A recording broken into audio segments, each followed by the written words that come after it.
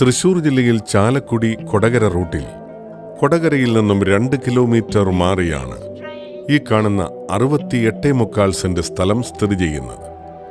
എല്ലാ residential പർപ്പസിനും commercial പർപ്പസിനും യോജിച്ചതാണ് ഈ സ്ഥലം. ഈ സ്ഥലത്തിനടുത്തായി ആരാധനാലയങ്ങൾ, വിദ്യാഭ്യാസ സ്ഥാപനങ്ങൾ, ഹോസ്പിറ്റൽ, എഞ്ചിനീയറിംഗ് കോളേജ് തുടങ്ങിയവ സ്ഥിതി ചെയ്യുന്നു.